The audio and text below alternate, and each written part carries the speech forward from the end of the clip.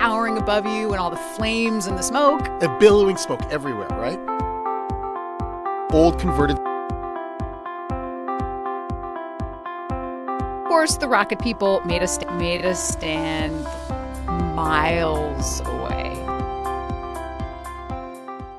This is a download from BBC Learning English. To find out more, visit our website. 6 Minute English. From BBC Learning English. Hello, I'm Rob. Welcome to 6 Minute English. I'm joined today by Finn. Hello, Finn. Finn?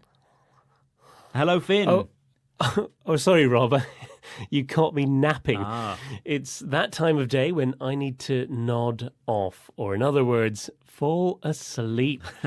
Well, sleeping on the job or sleeping at work is no bad thing. And I hope today's programme will wake you up to the idea that sleeping in the workplace might be a good thing. Oh, really? Well, that's good to hear. I would have thought that sleeping at work was against the rules. Well, not in every office, Finn, and I'll tell you why soon, as well as explaining some sleep-related vocabulary. But now you're wide awake, how about a question? OK, let's hear it. Right, well, when the former British Prime Minister, Margaret Thatcher, was in power, she did her job with very little sleep. But do you know how many hours of sleep she is said to have had each night? Was it A, 3 hours, B, 4 hours, or C, 5 hours? I always thought she got by, she managed her job with just 4 hours of sleep a night, Rob. Right, not much, is it? Well, We'll find out if you're right or wrong later on. I'm not sure if she chose not to sleep for long or she just wasn't able to sleep for long. Someone who can't sleep is called an insomniac. And I'm certainly not an insomniac. I enjoy sleeping all night and some of the day too. And Rob, you said napping during the day is a good thing. Yes, it's always nice to have a short sleep, or what I call 40 winks during the day. But when you're at work, this can be a problem. In some companies like Google and the Huffington Post, workplace naps are positively encouraged. They're seen as a way to make staff more productive. Yes, so you mean they work harder and are more creative because a power nap or a quick sleep can make workers feel refreshed and more alert. I really like the sound of this, Rob. Yeah, me too. And an Australian health writer called Thea O'Connor is a founder of a campaign called Nap Now, which is trying to make sleeping at work more acceptable. She calls herself a naptivist.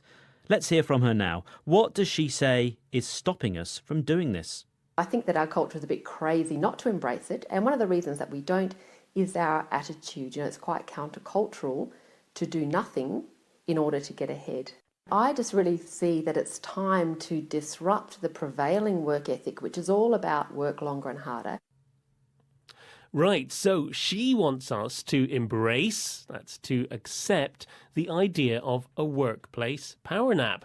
But it's our attitude, the way we think about work, that stops society from accepting this. Yes, she explains that it's countercultural, so going against the normal way of thinking, to actually do nothing and have a snooze.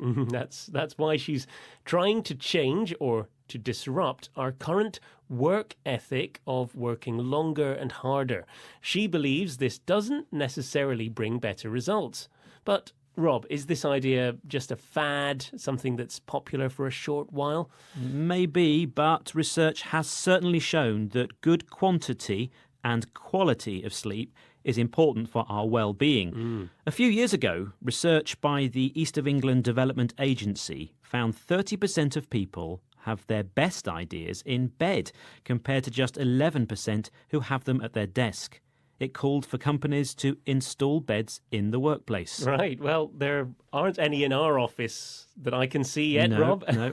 But I think putting beds or areas for naps in the office would help us workers feel more able to rest and recharge our minds. Yes, but an alternative idea would be to change our working hours. The UK's Sleep Council claims the 9-to-5 work culture doesn't fit into the natural sleeping pattern of the human race, and bosses need to introduce a more sleep-friendly working day. Oh, yes, that sounds like a siesta to me. Uh-huh. That's the short period of sleep in the middle of the day that people in warm places like Spain often have. Well, my problem with a siesta is that if I have a sleep in the afternoon, I'd never wake up. Never at all. No. Well, before you nod off now, Rob, could you please tell me the answer to today's question? Yes, I asked you if you knew how many hours of sleep the former British Prime Minister Margaret Thatcher is said to have had each night. Was it 3, 4 or 5 hours? I said 4 hours, Rob. Was I right? Indeed, Finn, you are right. Wow. 4 hours. For once. Yes, it's often been said that she needed just 4 hours of sleep, but only on weekdays, not weekends. Long light weekends. Well, before you have another power nap, could you remind us of some of the vocabulary that we've heard today? Of course, we heard napping, nod off, sleeping on the job, insomniac, 40 winks, power nap, naptivist, attitude, countercultural, work ethic, well-being, 9 to 5, siesta. Well, we hope you've enjoyed today's programme. Please join us again soon for another 6-Minute English from BBC Learning English. Bye-bye. Back to sleep. That was BBC Learning English.